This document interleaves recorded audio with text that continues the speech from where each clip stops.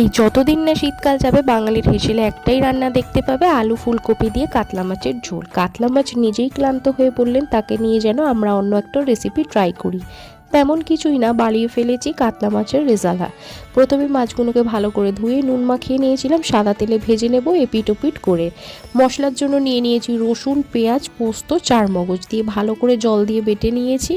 মাছ ভাজা হয়ে গেলে ওই মাছের ওই তেলটার মধ্যে কিছু ফোড়ন দিয়ে দেবো, যেমন দিয়ে দিলাম দারচিনি, এলাচ, লবঙ্গ, গোটা জিরে, শুকনো লঙ্কা, তেজপাতা দিয়ে বেটে রাখা মশলা দিয়ে দিলাম, কাঁচা লঙ্কা দিয়ে ভালো করে নেড়ে চেড়ে নেব।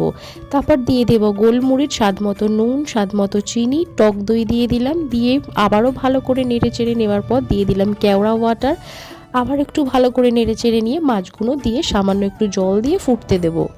তারপর ওপর থেকে 1 চামচ ঘি ছড়িয়ে দেবে। মাছ খেয়ে যদি তোমার মন ভরে যায় তাহলে ভাবে মাছও খুশি আর তোমার রেসিপি খেয়ে বাড়ির লোকেও খুশি। ভিডিওটা ভালো লাগলে অবশ্যই লাইক